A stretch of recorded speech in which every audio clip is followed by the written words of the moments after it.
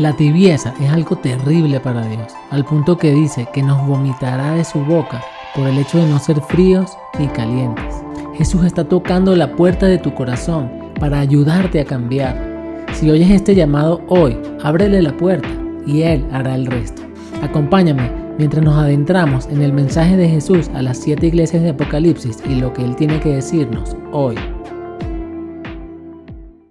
Bueno amigos, muchas gracias por acompañarnos hasta esta última sesión del mensaje a las 7 iglesias de Apocalipsis. Recuerda que puedes ver toda la serie si haces clic en el link que está aquí arriba. Las advertencias y enseñanzas encontradas en estas cartas son totalmente relevantes para nosotros hoy, y más aún mientras nos acercamos a los últimos tiempos. Como lo saben, estamos hablando de 7 cartas con una estructura muy específica que vamos a dividir en partes muy sencillas. Como toda carta, tiene un destinatario, que es el ángel de la iglesia, o lo vamos a llamar el líder de la iglesia. Luego tiene el remitente, que es Jesús, el cual se revela con una descripción muy específica de su persona. Luego tenemos el contenido, que lo vamos a dividir en 3 partes: elogio, corrección y acción. Y finalmente Jesús ofrece recompensas para aquellos que venzan los desafíos planteados en cada carta. Entonces vamos a ver el contenido de la carta a la iglesia de la Odisea. Elogio, no hay ningún elogio para esta iglesia. La corrección, tibieza. Y la acción, sé celoso y arrepiente. Solo 2 iglesias de las 7 no recibieron elogios por parte de Jesús. Estas son la de Sardis y la de la Odisea que estamos estudiando hoy. Aún así, la revelación y las recompensas que Jesús ofrece para esta iglesia son maravillosas, pues el mayor deseo de Dios es que avancemos y salgamos victoriosos. Entonces, ya que no hay ningún elogio para esta iglesia, vamos directamente a hablar de la corrección.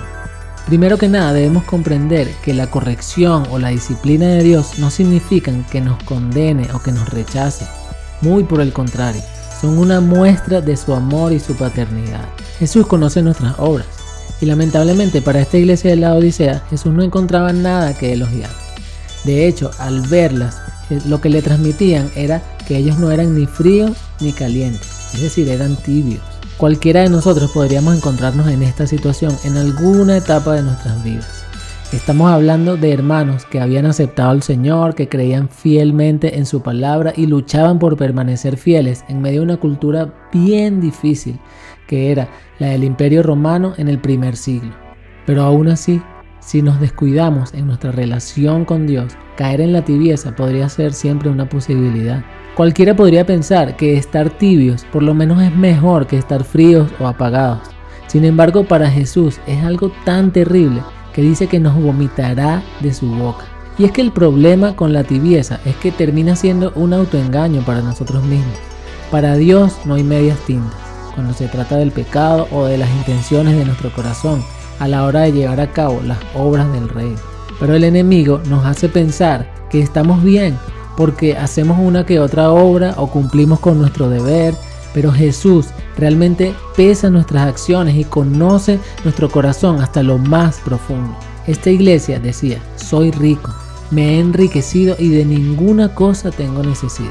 Su situación de tibieza los habían llevado a conformarse, y el engaño de pensar que lo estaban haciendo bien les llevó a un estado de independencia y de autosuficiencia, lo cual es horrible. Jesús fue duro con ellos, pero a veces esto es necesario. Por eso Él pasa a declararles cómo realmente los ve. Les dice: desventurado, miserable, pobre, ciego y desnudo. Y esto describe totalmente lo contrario a lo que ellos percibían de sí mismos. Pero Jesús no se queda allí, inmediatamente les da la solución al problema. Porque finalmente lo que Jesús quiere es que nos realineemos nuevamente y caminemos en la plenitud que Él mismo planeó para nuestras vidas. Por eso Jesús les ofrece algo muy específico para cada asunto de lo que ellos debían tratar. Y me llama mucho la atención que Él les dice: por lo tanto te aconsejo que compres de mí, y pasa a decirle varias cosas. Superar la tibieza requiere esfuerzo, disciplina de nuestra parte. Por eso que Jesús nos da esta idea de comprar. Primero, oro refinado en fuego. Nos habla de las riquezas que vienen de Dios, que realmente tienen un valor eterno. Es lo que realmente nos enriquece. Los tesoros del cielo. Luego les dice que compren de Él vestiduras blancas. Y esto nos habla de obras de justicia y de pureza. ¿Y por qué comprarlas de Él? porque de Dios es que viene toda obra perfecta y justa. Pero las obras que salen de un corazón tibio, contaminado o motivado incorrectamente, al final se desvanecerán y no pasarán la prueba del fuego. Y por último, colirio para nuestros ojos. Jesús quiere darnos la capacidad de ver claramente, especialmente ver en el Espíritu, tanto para reconocer nuestra pobreza espiritual y nuestra necesidad de Él, como también para ver todo el poder y las bendiciones que hemos recibido de nuestro Padre, con el fin de glorificarle y de darle honra mientras le servimos y llevamos mucho fruto. Fíjense que una de las formas en las que Jesús nos describe es que estaban ciegos, y necesitamos ese colirio de Jesús para limpiar nuestros ojos y ver realmente cuál es nuestra condición y hacer acciones para cambiar. Luego de toda esta corrección que les hace Jesús, vamos a lo que es la acción, que es lo que Él les dice que tienen que hacer. Dos acciones muy importantes: ser celosos y arrepentirnos. Casi todas las cartas incluyen este hecho de arrepentirnos. Es una de las cosas más importantes que debemos hacer cuando nos damos cuenta de nuestro pecado. Pero ser celosos nos habla de no bajar la guardia, de mantenernos atentos y cuidadosos.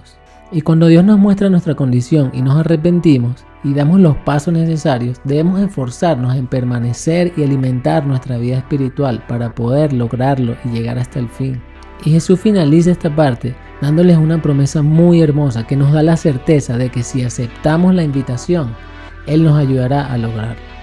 Jesús nos dice algo así como: hey, estoy aquí, estoy tocando la puerta de tu corazón. Si escuchas mi voz, no dudes en abrir la puerta, porque entraré y cenaremos juntos. Muchas veces usamos este verso para referirnos al momento en que Jesús llama a los no creyentes y los invita a convertirse. Sin embargo, veamos todo este contexto. Jesús toca la puerta de nuestro corazón y lo hará cada vez que necesitemos una intervención divina para corregir algo en nuestras vidas. Y si sientes que Dios te está hablando en este momento a través de esta enseñanza, yo te animo, ve a Él en oración y atiende su reprensión, pues es una expresión maravillosa de su amor y su cuidado sobre tu vida. Ahora, ¿cómo hacemos para lograrlo? ¿Cómo hacemos para mantenernos fieles y alejarnos de la tibieza?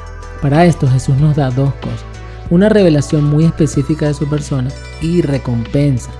La revelación es el fundamento en el cual nos apoyamos para lograrlo. Y en este caso Jesús les dice: yo soy el amén, yo soy el testigo fiel y verdadero, y yo soy el principio de la creación de Dios. El amén. Quizás esta palabra nos suene tan trivial y tan común. Es que la decimos a cada rato. Me atrevería a decir que a veces hasta sin pensarlo. Pero realmente es una palabra muy seria. Habla de un acuerdo total, de una declaración de aprobación y de certeza. Cuando decimos amén, estamos diciendo así sea, que conste o ciertamente. Es que es tan importante esta palabra que fíjense que es uno de los títulos de Jesús. Él es el consumador de todo. Él es el amén. Es la realización de toda palabra y toda promesa de Dios. Solo Jesús podría llevar esta palabra como un título personal. Luego les dice: yo soy el testigo fiel y verdadero. Esta descripción de Jesús es la descripción plena del título anterior del amén. De hecho, la palabra testigo significa literalmente mártir. Y Jesús lo demostró muriendo en la cruz a causa de su fidelidad al Padre y en nombre de la verdad que predicó y que enseñó. Y es una gran lección para esta iglesia, que en medio de su tibieza se debatían entre la verdad y la mentira, entre la santidad y el pecado.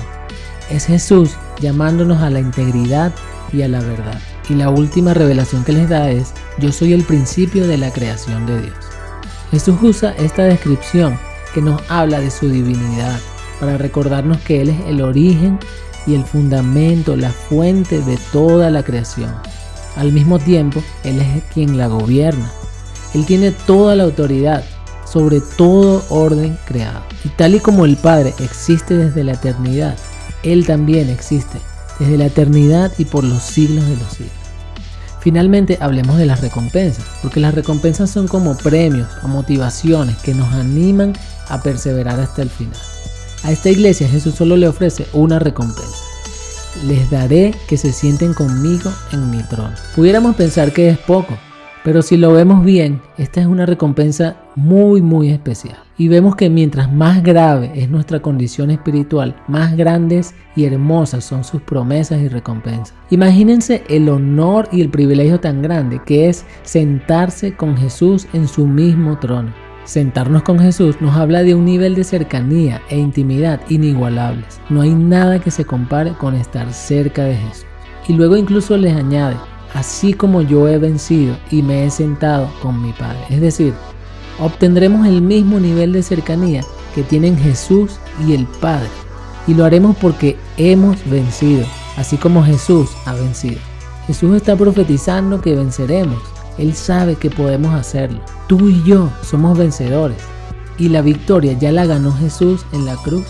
Así que sigamos sus pasos y sus instrucciones y saldremos victoriosos. Hermanos, en los tiempos que estamos viviendo no podemos darnos el lujo de ser tibios.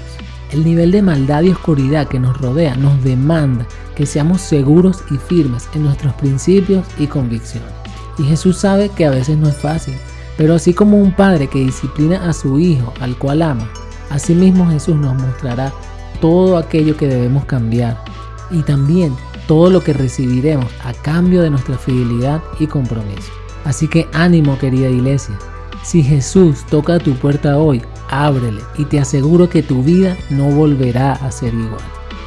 Dios te bendiga. No olvides suscribirte a nuestro canal, darle a la campanita y seguirnos por nuestras redes sociales. Todas las semanas estamos subiendo más y más enseñanzas. Y recuerda, somos precursores, preparemos el camino para su venida.